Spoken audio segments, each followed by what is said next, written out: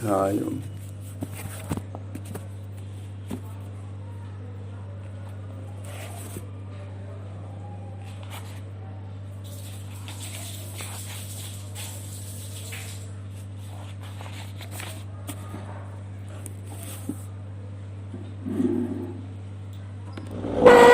তা বার্যমানঃ পতিভিঃ পিতৃভির্ভ্রাতৃবন্ধুভিঃ গোবিন্দ্যাপহৃতৎ মনো ন নিবর্তন্ত মহিতঃ।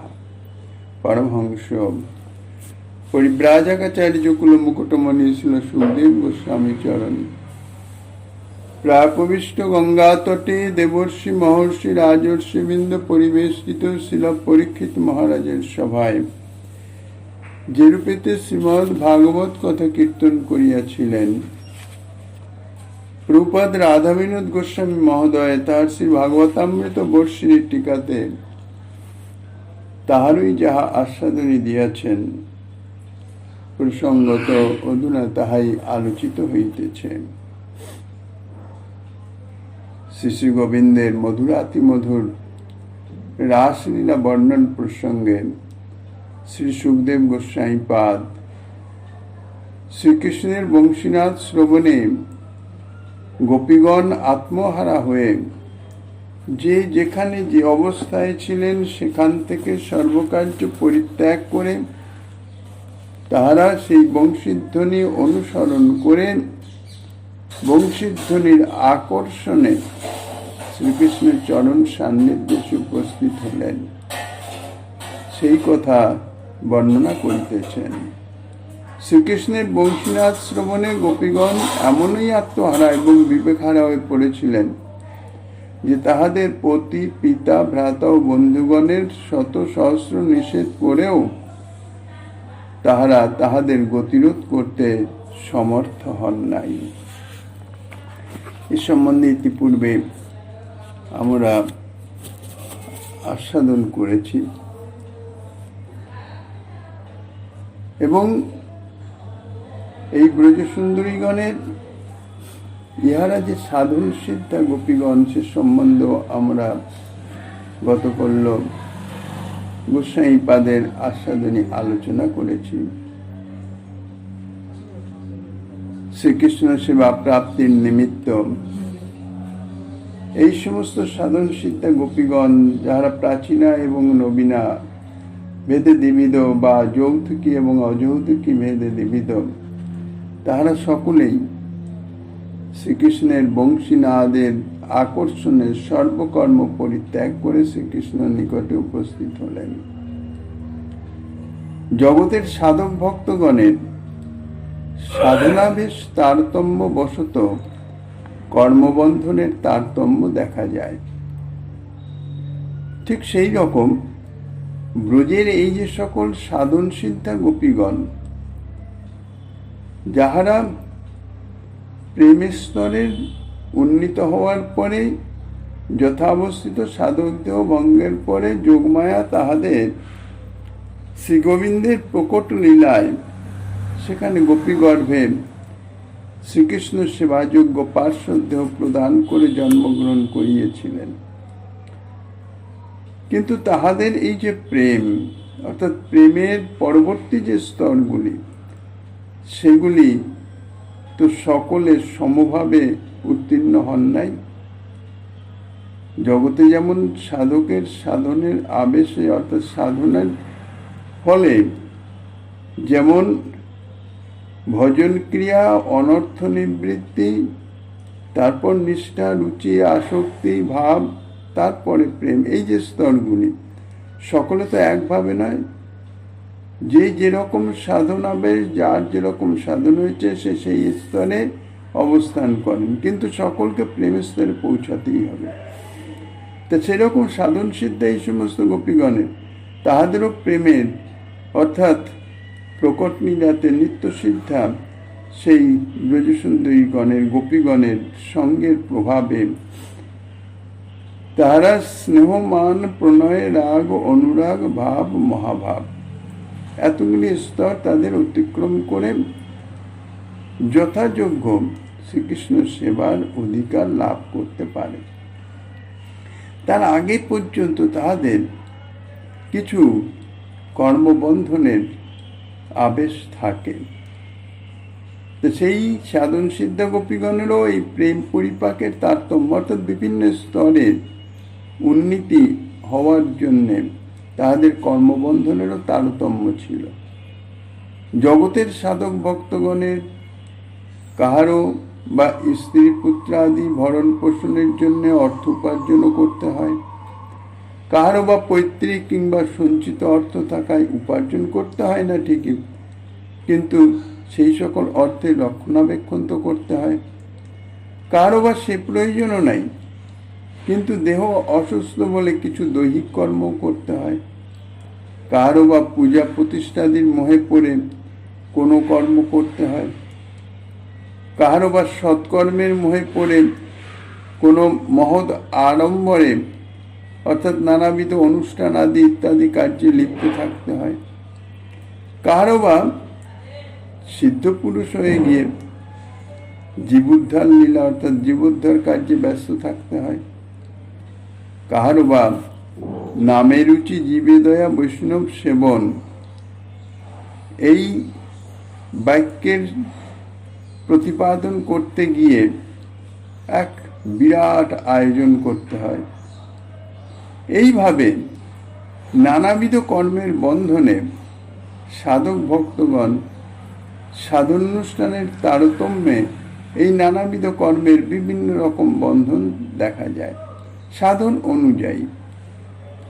তো ঠিক সেই রকম ব্রজের সাধন সিদ্ধে যে সমস্ত গোপীগণ তাহাদের কেউ বা গোদহনাদি, কেউ বা গৃহকর্মাদি, কেউ বা পতিপুত্রাদির পতি বা স্বজনাদির সেবা ভোজন পরিবেশন ইত্যাদি, কেউ বা পুত্রাদি অর্থাৎ ভাতুষপুত্র ইত্যাদি তাদের লালন পালন ইত্যাদি ইত্যাদি বিভিন্ন রকম কর্মবন্ধনের কথা সুখদেব গোস্বামীপাদ বর্ণনা করেছেন।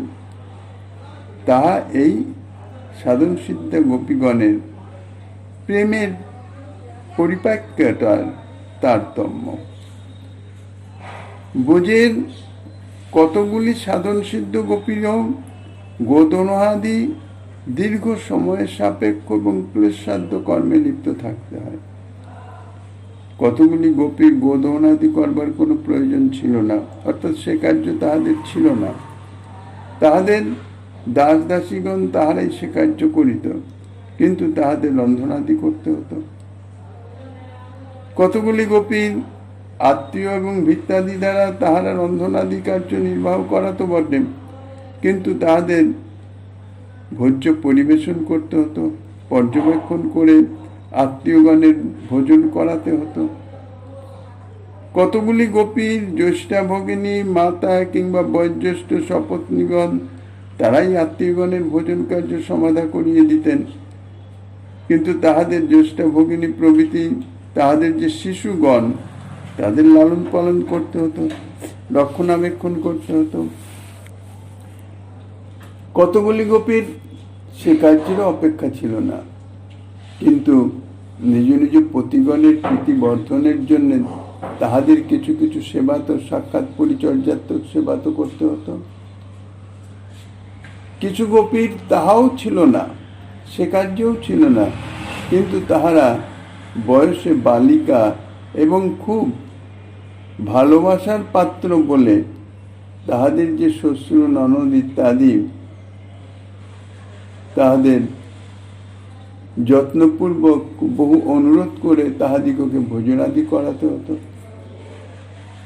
তাহাদের সেই কার্যের সহিত বাধ্যবাধকতা ছিল। সাধক ভক্তগণের যেমন সাধন তারতম্য বশত এই প্রাকৃত কর্মবাধ্যবাধকতার তারতম্য দেখা যায়।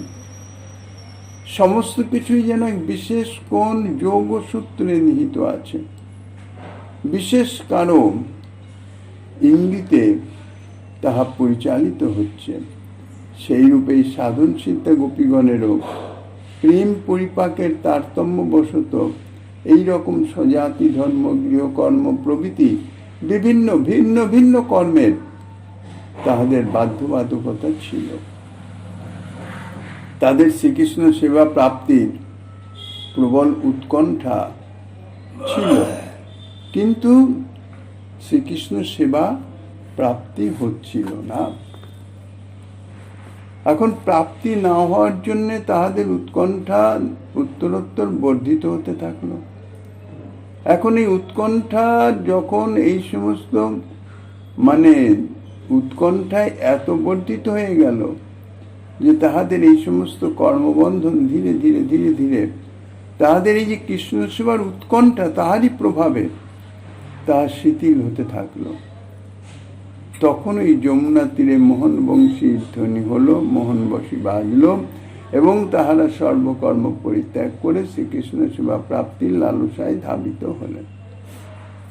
জগতে গৃহে থেকে যে সমস্ত সাধক ভক্তগণ গৃহকর্ম ইত্যাদি বিভিন্ন কর্মেও লিপ্ত থাকেন, আবার ভজনও করেন, কিন্তু ভজন করতে করতে যখন তাহাদের সেই ভজনে অর্থাৎ কৃষ্ণ সেবার আকাঙ্ক্ষায়, বলতে গেলে ভজন করতে করতে ধীরে ধীরে তাহাদের অনর্থ নিবৃত্তি, যেরকম যেরকম পরিমাণ অনর্থ নিবৃত্তি হতে থাকে, ঠিক সেরকম তাহাদের যে ভজন উৎকণ্ঠা অর্থাৎ শ্রীকৃষ্ণ সেবা প্রাপ্তির যে উৎকণ্ঠা লালসা তাহা বর্ধিত হতে থাকে। ধীরে ধীরে ধীরে ধীরে এমন অবস্থা হয় যে ভজন ব্যতীত অন্য কোনো কর্মেই তাহাদের কোনো রকম রুচি তো থাকেই না, আকর্ষণও থাকেই না।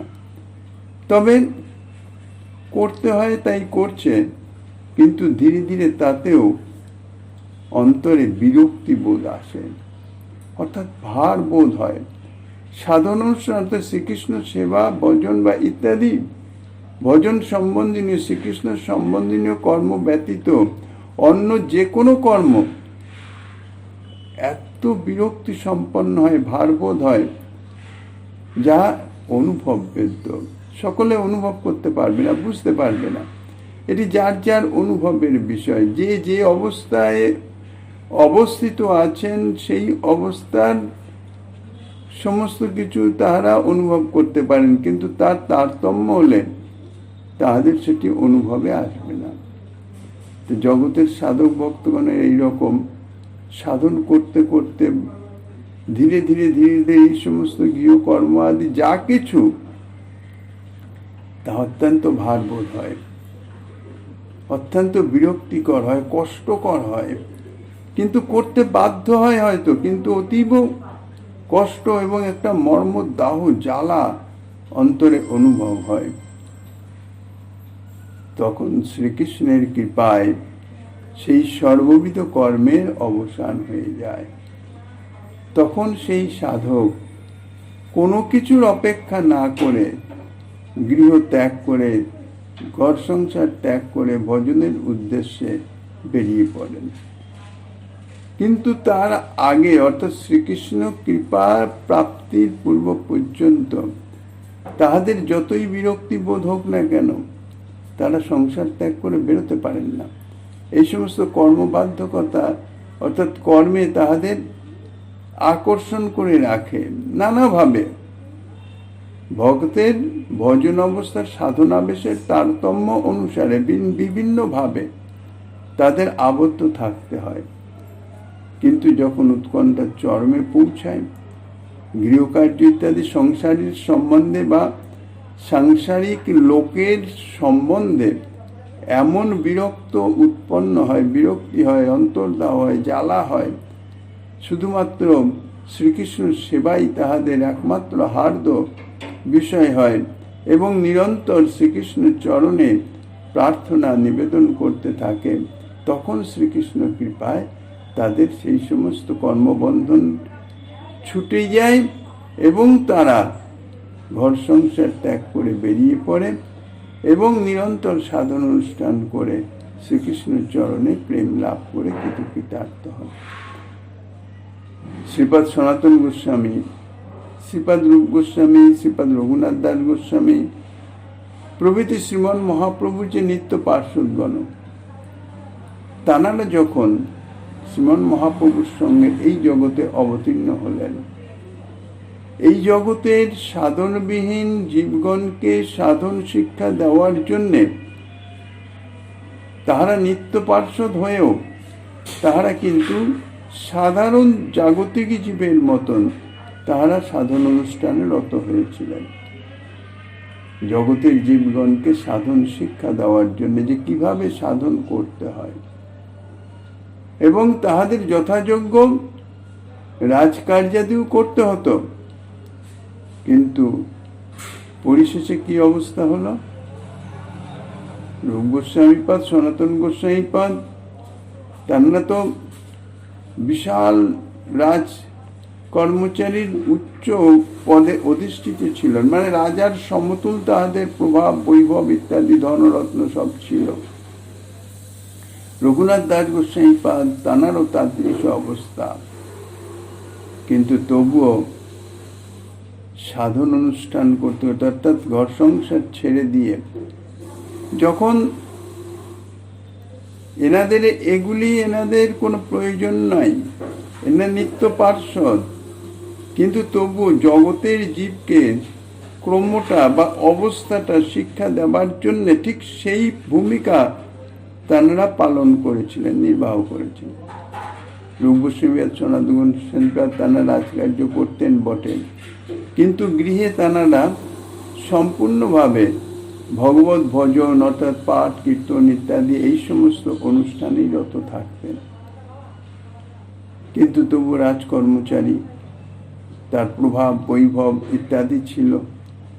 ধীরে ধীরে ধীরে ধীরে অন্তরে যে বৈরাগ্য সেগুলি জাগতে লাগলো। মহাপ্রভু অবতীর্ণ হলেন, মহাপ্রভুর সংবাদ পেলেন, মহাপ্রভুর নিকট পত্রও লিখলেন কি করে সংসার থেকে মুক্ত হয়েছে, কারণ ভগবত কৃপা ব্যতীত সংসার থেকে মুক্তি হওয়ার কোনো উপায় নাই।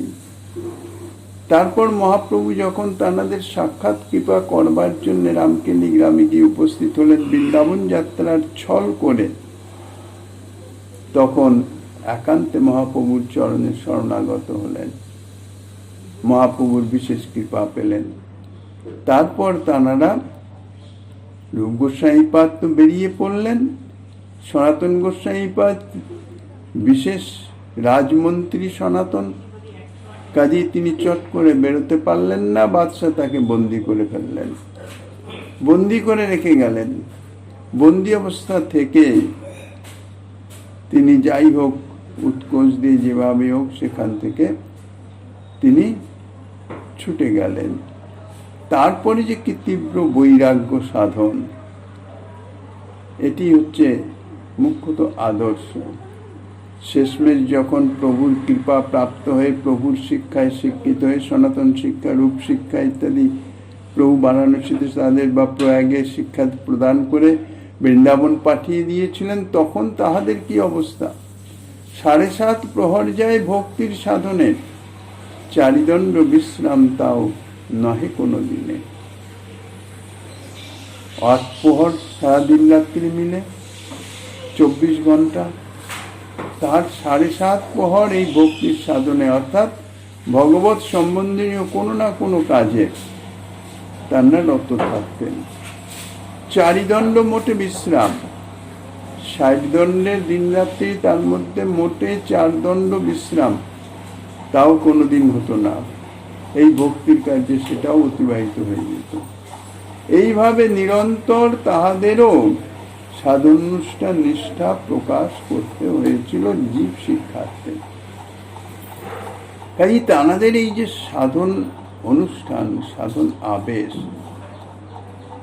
যা আমাদের শিক্ষার উদ্দেশ্যে তাঁদের প্রয়োজন না হলেও তারা নিজে আচরণ করে দেখিয়ে দিয়ে গেছেন, আমাদের তার সঙ্গে তুলনা করা উচিত, যে সেই তুলনায় আমাদের যে সাধন অভিনিবেশটা কতটুকু, আমরা যে শ্রীকৃষ্ণ কৃপা, শ্রীকৃষ্ণ সেবা প্রাপ্তি যে একটা মানে যোগ্যতা বা অধিকার বা কামনা করব, আমাদের সে অধিকার কতটুকু, আমাদের সাধন আবেশ কতটুকু, সাধন নিষ্ঠা কতটুকু, আমরা বহির্মুখ বিষয়ে কতটা জড়িত, আর ভগবত সেবা বিষয়ে কতটা জড়িত, কতটা নিষ্কামভাবে জড়িত।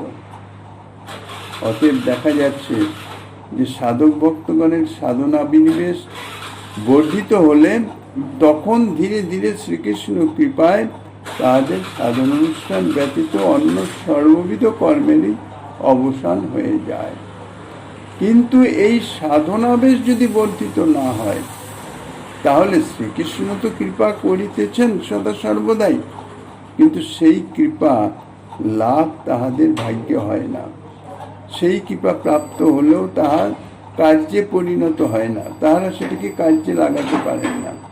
তাহাদের সাধন আবেশ অর্থাৎ সাধন কর্ম ইত্যাদি থাকে, সেই সঙ্গে সঙ্গে অন্যান্য আনুষঙ্গিক কর্মও এসে জুটে যায়। আর যদি তার মধ্যে কোনো রকমের কোনো অপরাধের নেশাবাস এসে যায়, তাহলে তো সেই যে বিষয় কর্ম, সেটাও ইহাও ভগবত ভজন সম্বন্ধনীয় কর্ম ইত্যাদি নানাবিধ মনে নানান রকম ভাব অর্থাৎ তার অনুকূল সিদ্ধান্ত সব এসে উপস্থিত হয়ে যায়, বিচার এসে উপস্থিত হয়ে যায়। কিন্তু যদি নিরপরাধে ভজন করতে থাকা যায়, তাহলে ধীরে ধীরে সাধনা বেশ বর্ধিত হতেই থাকে, অনর্থের নিবৃত্তি হয়ে যায় শ্রীকৃষ্ণ কৃপাতেই। তখন সর্ববিধ কর্মের অবসান হয়ে যায় এবং সিদ্ধ ভক্তগণেরও সেবাভিনিবেশ বর্ধিত হলে কৃষ্ণ কৃপায় একমাত্র কৃষ্ণ সেবা ব্যতীত অন্য সর্ববিধ কর্মের অবসান হয়ে যায়, আর অন্য কোনো কর্ম তাদের থাকে না। সাধনা অভিনিবিষ্ট সাধক ভক্ত এবং সেবা অভিনিবিষ্ট সিদ্ধ ভক্ত একমাত্র সাধন ভক্তির অনুষ্ঠান এবং কৃষ্ণ সেবা ব্যতীত অন্য কোনো প্রকার ধর্ম অধর্মের বন্ধনে বদ্ধ থাকেন না, সর্ববন্ধন মুক্ত হয়ে যান। শ্রীমন মহাপ্রভুর পার্ষদ প্রবোধ শ্রীপাদ রঘুনাথ দাস গোস্বামী তার মনশিক্ষার শ্লোকে বলেছেন, নো ধর্মং না ধর্মং শ্রুতি গণ গদিতং কিল কুরু ব্রজে রাধাকৃষ্ণ প্রচুর পরিচর্যা মিহতনু। মনশিক্ষায় নিজের মনকে সম্বোধন করে দাস গোস্বামীপাদ বলছেন, ওরে অবোধ মন, বেদ পুরাণাদি শাস্ত্রবিহিত ধর্ম কিংবা সেই সমস্ত শাস্ত্র নিষিদ্ধ যে অধর্ম, এগুলি কিছুই করবার প্রয়োজন নাই। ধর্ম করবারও প্রয়োজন নাই, অধর্ম করবারও প্রয়োজন নাই। তাহলে কি করতে হবে? কোন কার্যের দিকে মনোনিবেশ করতে হবে? বলছেন, কেবলমাত্র নিরন্তর ব্রজে রাধাকৃষ্ণ যুগল সেবায় আত্মনিয়োগ করো। এছাড়া অন্য কোনো কর্মের দিকে দৃষ্টিপাত করো না, মনোনিবেশ করো না। কিন্তু যতদিন পর্যন্ত না উৎকট সাধন অভিনিবেশ আসে, অর্থাৎ সাধন করতে করতে অনর্থ নিবৃত্তি না হয়ে যায়, নিষ্ঠা রুচি স্তর অতিক্রম না করতে পারে, ততদিন পর্যন্ত সাধক ভক্তের বিভিন্ন এই সমস্ত ধর্ম অনুষ্ঠানের অবসান হয় না। বিভিন্ন ধর্মের অনুষ্ঠান আর কি, সৎকর্ম যাকে বলে, সেগুলিকেও তারা ভজনের সঙ্গে মিশ্রিত করে ফেলে। মিশ্রিত করে বলে তো এও ভজনের অঙ্গ, এগুলো তো করা উচিত, করতে হয়। এরকম ভাবে তারা সেই সমস্ত কর্মে আবদ্ধ থেকে যায়। সাধক জগতে লক্ষ্য করলে প্রায়ই দেখা যায় যে সাধক ভক্তগণ বড় বড় কর্মানুষ্ঠান এবং সেই সুযোগে গোপনে বড় বড় অধর্মের অনুষ্ঠানও করে ফেলে, যার ফলে হয় কি, প্রকৃত এই দুর্লভ যে মানব জন্ম, যাহা শ্রীকৃষ্ণ সেবার নিমিত্ত প্রাপ্ত, শ্রীকৃষ্ণ সেবা প্রাপ্তির নিমিত্ত, সেবা লাভের নিমিত্তই যে শরীর, সে যে জীবন প্রাপ্ত হয়েছে, তাহা ব্যর্থ করে ফেলছে। কিন্তু কাহারও ভাগ্যে 7.5 প্রহর যায় ভক্তির সাধনে, এই মহা সুযোগ অর্থাৎ এই অবস্থায় উন্নীত হতে পারছেন না। একমাত্র যারা প্রেমের স্তরে উন্নীত হয়ে গেছেন যথাবস্থিত দেহে, তাদের দিবানিশি এইভাবে অর্থাৎ ভজন সম্বন্ধনীয়তে থাকে। কোনো প্রাকৃত কর্মের আবেশ তো থাকেই না, তাদের নিদ্রাও নাই, বিশ্রামও নাই, কিছু নেই। সবসময় কোনো না কোনো ভগবৎ স্মরণ মনন বা বাহ্যিক ক্রিয়াকলাপ অর্থাৎ অর্চনাদি ইত্যাদি এই ভক্তি অঙ্গ যাজনেই তারা রত থাকেন। সিদ্ধ ভক্তগণের অর্থাৎ সেই সাধন সিদ্ধ ভক্তগণ তাদের যতদিন পর্যন্ত উৎকট সেবা অভিনিবেশ বা সেবা আকাঙ্ক্ষার প্রকাশ না হয় ততদিন পর্যন্ত তাহাদের এইরকম কর্মবন্ধন থাকে, পার্শ্বদ প্রাপ্তির পরেও। কিন্তু তাহাদের কেবলমাত্র ধর্মাভিনিবেশ ব্যতীত কোনো প্রকার অধর্ম অভিনিবেশ থাকে না, থাকা সম্ভবপর নয়। কেননা বিধি ধর্ম ছাড়ি ভজে কৃষ্ণের চরণ, নিষিদ্ধ পাপাচারে তার কবু নহে মন। যারা অনুরাগের ভরে অর্থাৎ রাগ ধর্মে অনুরাগের ভরে শ্রীকৃষ্ণ সেবায় রত হন, কোনো কিছু প্রাপ্তির লালসার আভাসও যাদের না থাকে, অর্থাৎ লাভ পূজা প্রতিষ্ঠা অর্থ সম্পদ ইত্যাদি অর্থাৎ নিজ সম্বন্ধনীয় কোনো কিছুই প্রাপ্তির কোনো লালসা নাই, তারা এই বিধি ধর্ম অর্থাৎ এগুলি সব সৎকর্ম, এগুলি সবই ধর্ম, এগুলি জীবের করা উচিত, শাস্ত্র বর্ণিত এগুলি ধর্ম বা এগুলো অবশ্য করণীয় ইত্যাদি শাস্ত্রে বর্ণিতও আছে, কিন্তু এগুলো বিধি ধর্ম। শ্রীকৃষ্ণ সেবা প্রাপ্তির নিমিত্তে সকলের ঊর্ধ্বে উঠতে হবে। তাই তারা এই সমস্ত বিধি ধর্ম ছেড়ে শুধু শ্রীকৃষ্ণের চরণ ভজনা করেন। যারা শ্রীকৃষ্ণের চরণ ভজনে রত হয়ে যান, অর্থাৎ যাদের ধর্ম আচরণের মাধ্যমে কোনো কিছু প্রাপ্তির কোনো রকম লালসার আভাসও না থাকে, তাহাদের কখনো নিষিদ্ধ পাপাচারে মন যায় না, কোনোভাবেই তাদের মাধ্যমে নিষিদ্ধ পাপাচার ইত্যাদি কিছু হয় না। কিন্তু যাদের সেগুলি থাকে অর্থাৎ সাধক অবস্থায়, তারা বিভিন্ন ধর্ম অর্থাৎ আরম্ভ করে নানান রকম ভগবত প্রসঙ্গেরই সমস্ত কর্ম, বিভিন্ন রকমের সব বৈষ্ণব সেবা ইত্যাদি বড় বড় অনুষ্ঠান ইত্যাদি, এগুলি করতে গিয়ে তার মধ্যে অনেক অধর্ম করে ফেলে, এগুলি তাদের হয়ে যায়, এগুলি দেখাও যায় জগতে, যার ফলে সেই অধর্ম অনুষ্ঠান হয়ে গিয়ে তাদের জীবনে ব্যর্থ হয়ে যায়, অর্থাৎ তারা লক্ষ্যে পৌঁছাতে পারে না। তো ঠিক সেই রকম সিদ্ধ ভক্তগণের তাদের শুধুমাত্র ধর্মাভিনিবেশই থাকে, অধর্ম অভিনিবেশ কিছু থাকে না, থাকা সম্ভবপর নয়। কাজে নানাবিধ ধর্মের বন্ধনে তারা আবদ্ধ থাকেন ব্রজের গোপীগণ, যেমন এই সাধন সিদ্ধা গোপীগণ।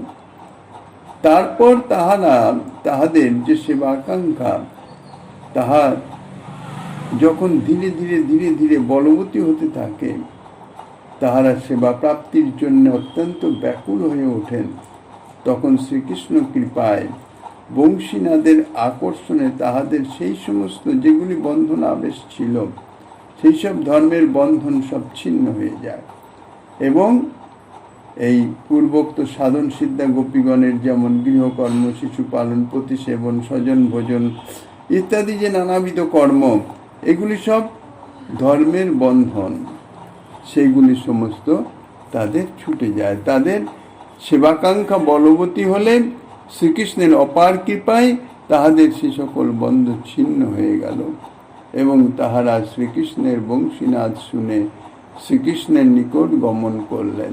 তাদের মনে কোনো রকম ভূক্ষেপ বা অনুসন্ধান বা ভাবনা এলো না যে আমি এই কর্মে রত হয়েছি, এই কর্মটা সমাপন করে তারপরে যাই, এই কর্ম সমাপন না করলে আমার অধর্ম হবে, এই জাতীয় কোনো ভাবনার আবেশও তাহাদের মনের মধ্যে বিন্দুমাত্র এলো না। কেননা এগুলি সব বন্ধন, শ্রীকৃষ্ণ সেবার বাধক, কিন্তু সেটা যতক্ষণ না কৃষ্ণ কৃপায় অনুভব হচ্ছে ততক্ষণ পর্যন্ত তাদের এই বন্ধনে আবদ্ধ থাকতেই হয়। সাধন সিদ্ধা গোপীগণের মধ্যে যাহারা প্রাচীনা, অর্থাৎ পূর্ব কল্পের থেকেই তাহারা শ্রীকৃষ্ণের সঙ্গে অর্থাৎ প্রকট লীলাতে তাহারা আবির্ভূত হচ্ছেন, পূর্বকল্পের প্রকট লীলায় শ্রীকৃষ্ণ সেবাধিকার পেয়েছেন, তাহাদের শ্রীকৃষ্ণ সেবা ব্যতীত অন্য কোনো প্রকার কর্ম করতে হয় না। তাহারা সর্বদাই শ্রীকৃষ্ণের নিকট গিয়ে রাসাদি বিলাসে শ্রীকৃষ্ণের আনন্দবর্ধন করবার জন্য প্রস্তুত হয়েই থাকতেন। কিন্তু স্বজন প্রেম বিবর্ধন চতুর শ্রীকৃষ্ণ তাহাদের সেই উৎকণ্ঠা বৃদ্ধি করবার জন্যেই তাদের সঙ্গে মিলিত হতেন না। তাহারা শ্রীকৃষ্ণের সহিত মিলনের পূর্ববর্তী বিরহ অবস্থাতেও সর্বদা তারা যেমন শ্রীকৃষ্ণের সঙ্গে মিলনের নিমিত্ত যাওয়ার জন্যে যেমন নিজেকে প্রস্তুত করে, সজ্জিত করে, ঠিক সেই রকম তাহাদের সেই কার্যই ছিল। শ্রীকৃষ্ণের সঙ্গে মিলন হয় নাই, কিন্তু মিলন হবে, সেই জন্যে তারা নিত্য অঙ্গমার্জন, অলঙ্কার পরিধান ইত্যাদি করতেন, করে শ্রীকৃষ্ণের নিকট যাবার জন্য প্রস্তুত হয়ে থাকতেন। এই প্রকার বিরহ অবস্থাতেও অঙ্গাভরণাদি করবার কথা শ্রী জয়দেব গোস্বামীপাদ তাহার গীত গোবিন্দ বর্ণনা করেছেন। অঙ্গেশাভরণং করতি বহুসৌ পত্রে অপি সঞ্চারিণী প্রাপ্তং তাং পরিসংকতে বিতুনুতে শয্যাং চিরং ধায়তি ইত্যাকল্প বিকল্প তল্প রচনা সংকল্প লীলাশত ব্যাসত্তাপি বিনা ত্বয়া বরতনু শৈশা নিঃসাংনেশ্বতী। অর্থাৎ শ্রীমতী রাধারানীর কোনো সখী শ্রীকৃষ্ণকে বলছেন যে, অনুরাগিনী শ্রীমতী রাধারানী, তোমার সঙ্গে মিলনের প্রত্যাশায় তোমার অদর্শনেও নানাভাবে অঙ্গাবরণ করে থাকেন। বাতাসে বৃক্ষপত্র যদি সঞ্চালিত হয়, তাহলে তোমার আগমন সম্ভাবনা করে তোমার জন্য শয্যা রচনা করেন এবং নিরন্তর তোমাকেই ধ্যান করেন। বিরহিণী শ্রীমতী রাধারানী এই প্রকার অঙ্গাভরণ আকল্প পত্র শব্দে তোমার আগমন সম্ভাবনা অর্থাৎ বিকল্প, শয্যা রচনা এবং তোমার সহিত নানাবিধ প্রেম বিলাস সংকল্পে নত থেকেও তোমার বিরহে রাত্রি যাপন করতে অক্ষম হয়ে উঠেছেন। শ্রীকৃষ্ণ যখন যমুনা তীরে মোহন বংশীনাথ করিতেছিলেন, তখন কতগুলি অনুরাগিনী ব্রজ রমণী শ্রীকৃষ্ণের সহিত মিলন প্রত্যাশায় প্রতিদিনের মতো চন্দন, অগরু, মৃগমদ প্রভৃতি দ্বারা অঙ্গ বিলেপন ইত্যাদি করিতেছিলেন। কতগুলি গোপরমণী সুগন্ধি উদ্বর্তন দ্বারা অঙ্গ মার্জন করিতেছিলেন এবং কতগুলি গোপরমণী নয়নে অঞ্জন রেখা রচনা করিতেছিলেন। কিন্তু বংশীনাথ কর্ণগোচর হওয়া মাত্র তাহাদের এই সমস্ত কর্মেরও অবসান হয়ে গেল।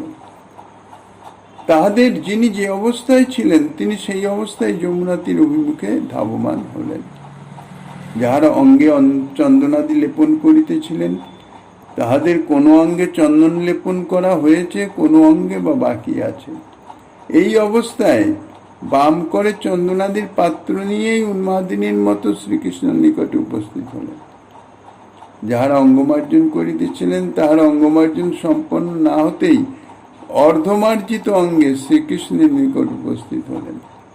যাহারা নয়নে কজ্জল প্রদান করিতেছিলেন, তাহারা এক নয়নে কজ্জল দিয়ে দর্পণে কজ্জলোক্ত নয়ন দেখে শ্রীকৃষ্ণের অঙ্গের বর্ণস্ফূর্তিবশত ভাবাবিষ্ট হয়ে অবস্থান করিতেছিলেন।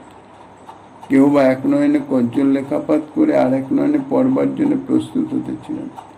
কিন্তু শ্রীকৃষ্ণের বংশীনাথ তাহাদের সমস্ত কর্মেরই প্রতিবাদী হল। যে যে অবস্থায় ছিলেন, সেই অবস্থাতেই তারা শ্রীকৃষ্ণের নিকটে উপস্থিত হলেন। কৃষ্ণানুরাগিনী গোপর রমণীগণের এই সমস্ত অঙ্গমার্জনাদি কার্য, এটা কিন্তু নিজ দেহ সুখ নয়, অর্থাৎ দেহের সেবা নয় বা আত্মসেবাও নয়। এই যে কার্যগুলি করতেন অঙ্গমার্জন আদি, ইহা তাহাদের কৃষ্ণ সেবারই অঙ্গ বিশেষ, কৃষ্ণ সেবাই পর্যবসিত। কেননা ইহারা কোনো প্রকার আত্মপ্রীতির বশীভূত হয়ে কিংবা লোকের কাছে নিজের দেহের সৌন্দর্য দেখাবার জন্যে তারা অঙ্গমার্জন আদি করতেন না। এদের কোনো প্রকার যাত্রাভিনিবেশ না থাকলেও ইহাদের সুসজ্জিত দেহ দর্শনে শ্রীকৃষ্ণের আনন্দবর্ধন হবে, এই ভাবনায় ভাবিত হয়ে তাহারা অঙ্গমার্জন আদি করে থাকেন। তাদের যে নিজের দেহ সম্বন্ধনীয় যে সমস্ত কার্যাবলী দেখা যায় তা নিজের জন্য নয়, তাও প্রকারান্তরে শ্রীকৃষ্ণের সেবা, শ্রীকৃষ্ণের সুখের নিমিত্ত। তাই কবিরাজ গোস্বামীপাদ বর্ণনা করেছেন, তবে যে দেখিয়ে গোপীর নিজ দেহে প্রীত, সেও কৃষ্ণের লাগি জানিও নিশ্চিত। নিজ দেহকে যে সাজাচ্ছে, মার্জন করছে, অলঙ্কার আদি ধারণ করছে, ইত্যাদি করছে, বাহ্যিকভাবে দেখলে মনে হয় নিজের দেহের সৌন্দর্য বৃদ্ধির জন্য কত চেষ্টা, অর্থাৎ দেহের প্রতি তার প্রীতি বা আসক্তি, কিন্তু সেটা নিজের জন্য নয়, সেটাও কৃষ্ণের জন্যে। এবং বলছেন জানিও নিশ্চিত, নিশ্চিত জেনে নিও এটা, এই দেহ কৈনুময়ী কৃষ্ণের সমর্পণ, তার ধন তার ইহা সন্তোষ সাধন। তারা তো দেহ মন প্রাণ সমস্ত কিছু, জীবন যৌবন সবই শ্রীকৃষ্ণের চরণে সমর্পণ করেছেন। তাদের যে সমর্পণ সে তো আমাদের মতন নয়। মুখে আমরা শ্রীকৃষ্ণের চরণে সমর্পিত হয়ে গেলাম বা গুরুদেবের চরণে নিজেকে সমর্পণ করে দিলাম, বাস্তবিক সমর্পণ কিছুই করলাম না মুখে, অর্থাৎ বাণীতেই শুধু সমর্পণ। নিজের যে ভাব ধারা চিন্তা সমস্ত কিছু তাহা বিদ্যমান রয়েছে, কিন্তু গোপীদের তো সেরকম নয়। গোপীরা যখন সমস্ত কিছুই সমর্পণ করেছেন, দেহ শ্রীকৃষ্ণের সমর্পণ করেছেন, অর্থাৎ দেহটাও শ্রীকৃষ্ণের সম্পত্তি, শ্রীকৃষ্ণের সুখের নিমিত্ত এই দেহ ব্যবহৃত হবে, শ্রীকৃষ্ণের ধন, এই দিয়ে অর্থাৎ এই দেহ দিয়ে শ্রীকৃষ্ণের সন্তোষ বিধান করতে হবে। এই দেহ দর্শনে স্পর্শে কৃষ্ণের সন্তোষণ, এই লাগি করে অঙ্গের মার্জন ভূষণ। ইহাই হচ্ছে যথার্থ গোপী ভাব। একমাত্র প্রকট লীলায় পার্শ্বদ ব্যতীত এই প্রকার প্রেম ব্যবহার ইহা সম্ভবপর হয় না, অর্থাৎ এই জাতীয় ভাব অন্তরে কখনো আসতে পারে না। পরিপূর্ণভাবে বাহ্য অভিনিবেশ, বিবিধ জন সম্ভাষণ, ভোগাকাঙ্ক্ষা, আত্মসুখ অপেক্ষা এই সমস্ত যদি থাকে, অর্থাৎ দেহাবেশ গৃহাবেশ ইত্যাদির আভাসও যতক্ষণ আছে ততক্ষণ পর্যন্ত এই ভাবের অর্থাৎ গোপী ভাবের এই ভাবের অভিব্যক্তিত্বকার কথা অনুভবেও আসবে না। সে অনুভবও করতে পারবে না যে এই ভাবটি কি ধরনের ভাব। কেননা সবচেয়ে বড় কথা, বাহ্যিক অর্থাৎ প্রাকৃত আচরণ আর এই অপ্রাকৃত আচরণের যে সাদৃশ্য, বাহ্যিক সাদৃশ্য, কিন্তু ভাবের যে অন্তর, সেটি ভাবের সেই অবস্থায় না পৌঁছালে ভাবের অন্তর তার অনুভবে আসবে না। বাহ্যিক আচরণ দেখে সেই রকমই সে অনুভব করবে। কাজেই অধিক কথা কি, পূর্বোক্ত যে সমস্ত সাধন সিদ্ধা গোপীগণ গোধনাদি কর্ম করিতেন, তাহাদেরও কোনোদিন এভাবের অভিব্যক্তি হয় নাই। জগতে সাধকদের এইভাবে অনুকরণ করতে গেলে তাহা নাটক অভিনয়ের রূপান্তর মাত্র হয়ে যায়। এই জন্য অধিকার, যে যার যে অধিকার, সেই অর্থাৎ যিনি যে স্তরে আছেন সেই স্তর থেকে তাকে ধীরে ধীরে উন্নীত হতে হবে। কারো ভাব দেখে, কারো আচরণ দেখে তার অনুকরণ করা কখনোই উচিত নয়। সাধকদের নিরন্তর শ্রবণ কীর্তনাদি সাধন অনুষ্ঠান এবং অন্তরে গোপীসহ গোপীনাথের এই সমস্ত লীলা চিন্তন, তার মাধ্যমেই তার যে অন্তরের যে এই সমস্ত অভিনিবেশ, অর্থাৎ ভোগাকাঙ্ক্ষা, আত্মসুখ অপেক্ষা ইত্যাদি, বিভিন্ন কর্মের বাহ্য অভিনিবেশ, বিবিধ জন সম্ভাষণ ইত্যাদি যা কিছু সমস্ত ধীরে ধীরে ধীরে ধীরে সব ছুটে যাবে। তাই কবিরাজ গোস্বামীপাদ বর্ণনা করেছেন, বাহ্য অন্তর ইহার দ্বৈত সাধন, বাহ্যে সাধক দেহ করে শ্রবণ কীর্তন, মনে নিজ সিদ্ধ দেহ করিয়া ভাবন, রাত্রি দিনে করে ব্রজে কৃষ্ণের সেবন।